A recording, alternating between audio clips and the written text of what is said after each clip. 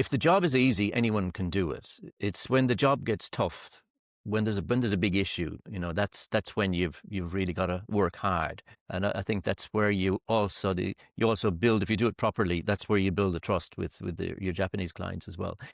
What really makes or breaks success in Japan? I'm Rie Sakurai, and in Bridging Borders Japan edition, I sit down with global leaders who have worked inside Japanese business culture. Tune in and learn how to truly bridge borders. In episode 2, I'm excited to welcome Frank Foley, a Japan-based senior executive with 30 years of experience in market entry, brand licensing, publishing, entertainment, and consumer products across Japan and APAC. He has held leadership roles at the HarperCollins Japan, Guinness World Records, Hit Entertainment, Universal Music Japan, and News Corporation, driving major brand expansions for Thomas and Friends, National Geographic Kids, and top global music artists. Frank is also the author of Stories from the Gemba and the Japanese book market, and currently serves as Japan country manager at Next Big Thing KK, focusing on kids brands licensing and the Japan market entry. Frank, thank you for joining us today. Start, could you please share us a bit about your background and what led you into the world of Japan? All right. Well, first of all, thanks very much, Ria, for having me on today. I was really looking forward to talking with you. So you listed a bunch of companies there that I've worked with over the last 30 years or so. It was actually about 2, maybe 3 companies, and I was moving around to different parts of those companies. And the thread that goes through all of them is brands, working with brands, whether it was TV with Fox, National Geographic channels and building those brands, or in publishing, it's basically a brand business as well. An author is a brand, a series is a brand, and Thomas the Tank Engine, obviously, and Guinness World Records. So it was all about monetizing brands and helping foreign brands to get established in Japan. So during COVID, like many people, I was sitting at home and got really engaged in various online forums like, Clubhouse and lots of podcasts and, YouTube and everything. And, I got to meet people I wouldn't have met in the real world and realized that, wow, there's a lot of experience out there, a lot of stories. And that was the thing that drove the book. And this is the book, available on Amazon, ebook or paperback. And so I thought, I'd just like to try and gather some of these stories. So I interviewed, along with my co-author, David Pinsker, we interviewed 13 people that went into the book in the end. And I think that captured some really interesting stories. Quick personal background. I was born in Ireland, moved to Australia with my family when I was 14, did Japanese at university in Australia, came to Japan as an exchange student, and I've basically been here ever since then. Let's jump right into the first question. First question is about the Universal Japan Challenge across all industries. So you just also mentioned that you've interviewed managers across industries as diverse as toys, manga, tourism, medical equipment, and professional services. When you compare their stories, what was one Japan-specific challenge that every industry faced? Can you share a moment from the book where this challenge became especially clear? Right. So I think the common challenge that almost everyone has is convincing the head office or their client about how important trust is in Japan, how difficult it is to build and how easy it is to lose. That primacy of building that trust, and how you build the trust, obviously, is by keeping your promises, is by consistently delivering. When I saw your question, just yesterday, I have a new client I'm working with right now, and I literally was writing that in my report to them. I said, look, this is all about building trust. The thing, Japan isn't about words. It's not about doing slick presentations. It's not about your reputation globally or your reputation overseas. It's all about just proving time and time again that you can do what you're saying you can do, just delivering on that. Obviously, it's obviously delivering on deadlines and quality and having a local strategy and delivering on that strategy, and also communicating really well and communicating early, because in Japan, the same as everywhere else, sometimes things don't go right, and of course Japanese companies understand that, but you need to communicate it properly, communicate it as early as you can, and figure out the solution. So when you look at all of that, I think if the job is easy, anyone can do it. It's when the job gets tough, when there's a big issue, that's when you've really got to work hard. And I think that's where you also build, if you do it properly, that's where you build the trust with your Japanese clients as well. So before I get into the example from the book, I've had these examples myself, time and time again. We had an example when I was doing Thomas the Tank Engine. We had a problem with a global licensee who there was some lead in the paint on these little die-cast toys. So obviously kids will put the toy in their mouth. So having lead in the paint is a big, big problem. The company that caused the problem, and it's all in the media, so I'll mention the name of the company. It's RC2 was the name of the company. And they were globally criticized, widely criticized for the way that they handled the issue, particularly in the early stages. But our master license here in Japan, they were very quick to deal with the problem. And I was there working with them through all of that. And it was really tough. There were recalls, there were all sorts of things, handling the media, all this sorts of thing. But going through that issue with them really sort of established that trust. So going to the book, and you asked for an example of the best one, I think Alan Malcolm's story is the best example of that. Alan mentions the name of the company involved, so I'll mention it here as well. So he was working for one of the largest educational publishers in the world, Pearson's. And Alan had brokered a joint venture with part of Nikkei. And this is a big deal. And it was a great deal. It had great opportunity. Then all of a sudden, and the detail is in Alan's story, but just briefly, the overseas side changed their strategy. There were some changes there, and because of that, they just changed the rules of the terms of the deal really quickly. So Alan's faced then, the issue on the Nikkei side. It's not about the money involved so much. It's like the people who worked for months and months and months internally in Nikkei doing this deal. Now they're going to turn around to their bosses and explain and say, look, it's not going to happen the way I said. It looks like they were incompetent. It looks like they didn't understand what was happening. And of course, Alan realized that no, it wasn't their problem. It was 100% his company's problem. His company side caused the problem. So, he very bravely, I think it's a really great story that he tells. He could have been criticized by his head office for, going native, for going over to the other side, and not representing the company properly. He just decided he had to do the right thing. And the right thing was to obviously solve the problem. But he worked very, very closely with Nikkei. He went there and apologized, acknowledged that it was his company that caused the problem and everything, and then worked with them on coming up with a solution. And they were able to resolve the problem, essentially. But, what happened out of that is a relationship that Alan still has with the Nikkei people today. He's still in a similar business and in professional training courses. And that, he's got a friend for life there with Nikkei. He's got a partner for life because of going through a tough time with them, as so many of us have done, with our Japanese partners, and really working honestly and hard with them to solve the problem. So I think, that could have been a disaster completely, but the problem was resolved as best it could, and Alan established a relationship that he'll have forever. Thank you so much for sharing the very specific story of the book. I really want to read the book now with the paper in hand. I will buy it. The second question is about a story that's changed your view of Japan after 30 years.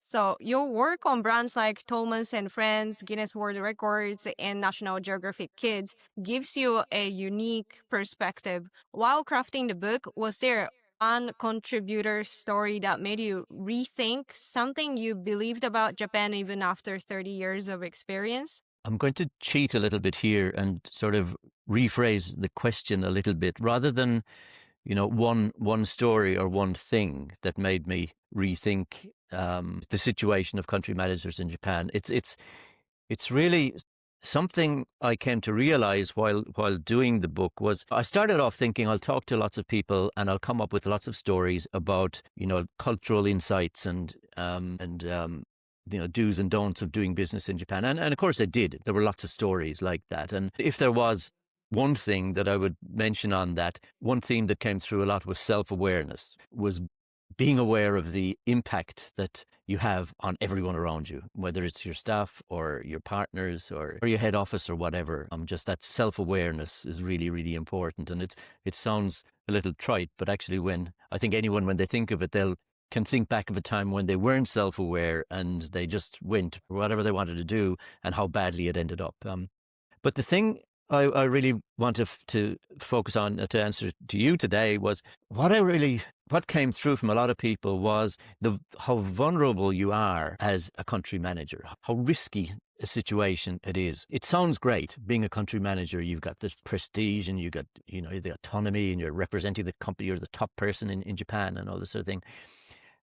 But the risk is really, really there. And the risk comes from, so you're in this situation where you're the head of the company, you're head of the business in Japan. So you're fully accountable to the Japanese customers and to your local staff and others. But in many cases, you're only partially in charge of what's happening on your own company's side. So things can change that you had nothing to do with and you don't even agree with, but you're put into a situation where you've got to sometimes defend that or deal with it. And it's this strange situation where, our currency, like experienced country managers, what they're selling to the company is their experience in Japan, their networks, their contacts. And that's really valuable.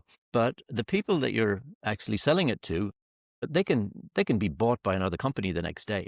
They can have management buyouts at any time, and you're just thrown the situation then that you just have to deal with it. There was one quote I remember from, and it could have been Alan now, and I can't actually remember which of the participants it was, but you spend these decades building trusts, and then someone thousands of miles away in one incident or one issue that comes up can destroy your whole reputation overnight and put you in a very, very difficult situation. This came up in Alan's story that we just mentioned, but some other scenarios are, the most extreme of these situations are where there's private equity involved. When private equity buys your company, because the private equity business model is so defined and focused. It's, buy a company cheap, build the value and sell it in 5 years' time. It's all about the exit plan. And this can work in Japan, but it's very difficult. Japan is the most averse, private equity averse markets, I think. There's one of the participants, a professional services manager, and he was telling a story about he'd built his whole business based on a really slow, careful building relationships, building trust. And then his head office was bought out, and the culture changed almost overnight. And it was like, he described it as Silicon Valley type pitches that, and he was being told, no, you have to do it. You have to present the business like this. Even got to the stage where his head office sent these Silicon Valley type pitches directly to his clients, and, really sort of destroyed what he'd been building up over decades and decades and decades. So that sort of, these changes imposed on sort of the culture or the style that you're supposed to do your business. The other one is the cost-cutting scenario, and I had that myself, and it's long ago now that I can mention what that was. So I was with Hit Entertainment. It was Thomas the Tank Engine. Private equity had bought the company, and after a certain point, it all became about cost-cutting. Everything was about cutting costs. They wanted to get rid of us in the local office. They wanted to get rid of our master licensee. They wanted to audit all of the licensees in Japan. They wanted to change terms. They wanted to go to global production, one size fits all type of product. And it was it just absolutely didn't work at all.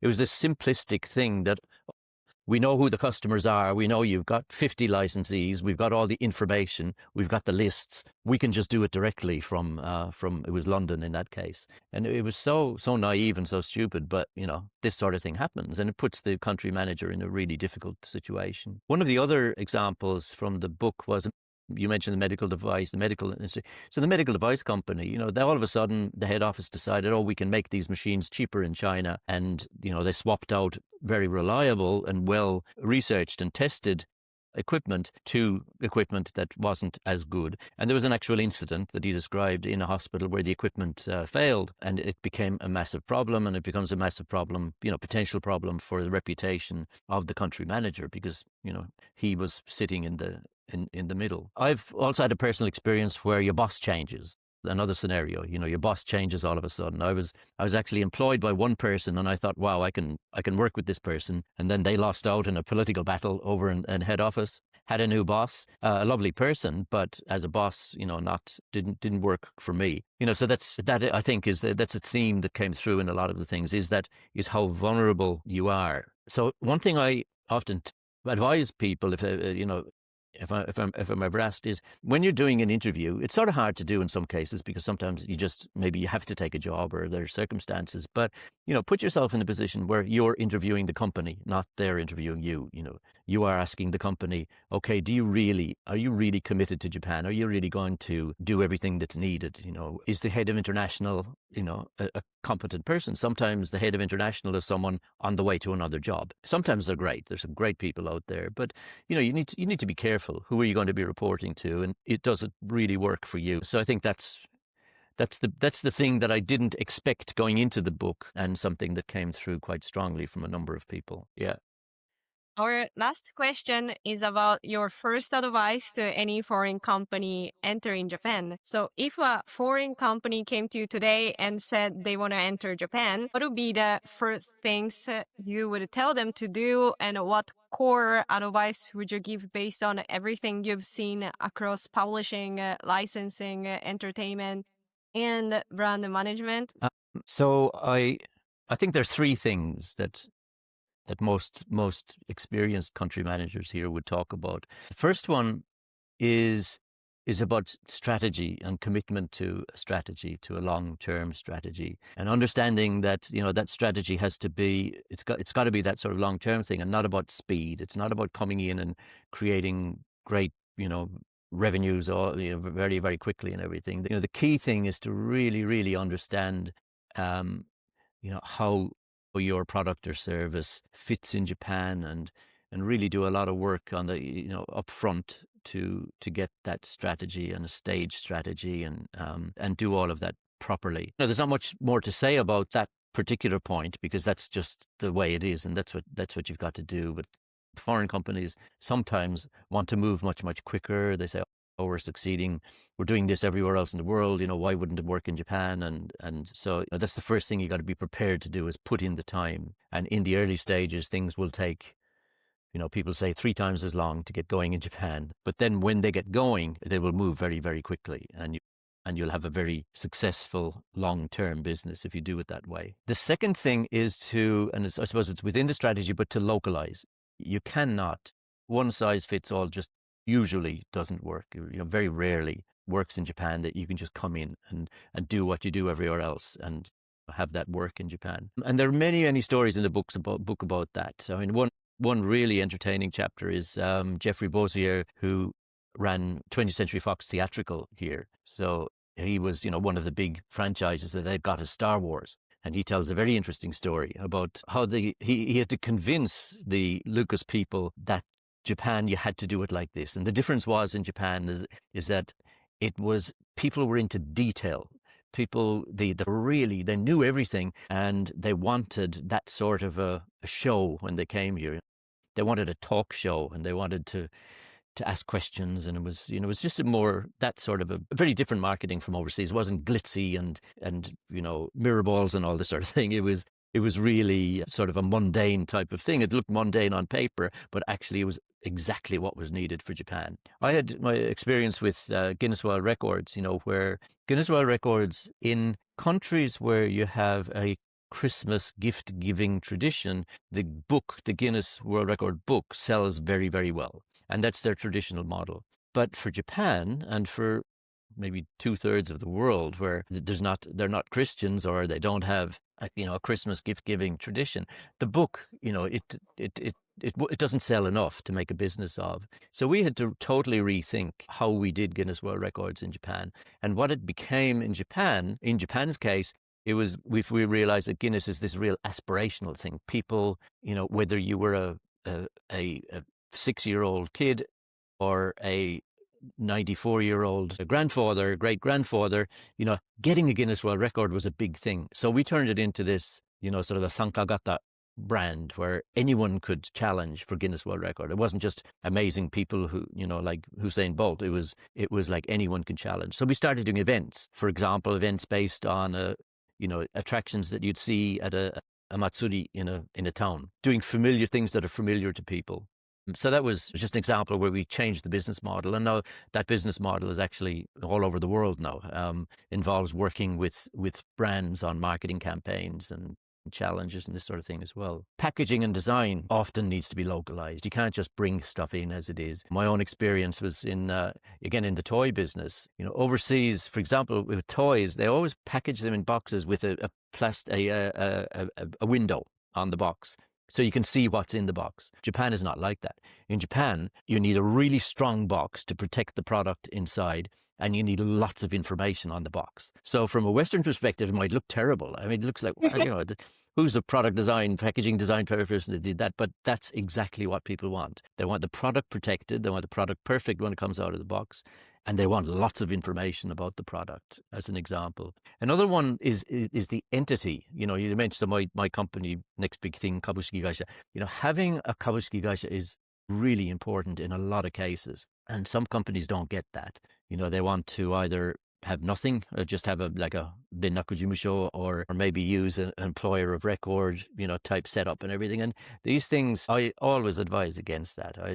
For most businesses, you need to show that you're in the market properly. And the last thing is, and all of these are related, I suppose, but just to emphasize the point that delivering on your early deals is the best marketing you can ever do. The fastest way of removing obstacles, of establishing trust with Japanese companies, is delivering on the initial rule and the initial deals. So forget about making profit for that time. It depends on your business cycle, but your first maybe year or even 18 months is going to be about creating proof of concept, and then let endorsements and word of mouth take over and do your marketing for you. That's how you succeed here, and it's really important, and not a lot of companies really realize that. And maybe just a related point is study your competition as well. There are probably some of your competition are doing at least some of the things much better than you are. The client that I'm working with at the moment, one of their competition does an excellent job in creating video case studies and uploading them very quickly. And it's in the business that we're involved in. It's very, very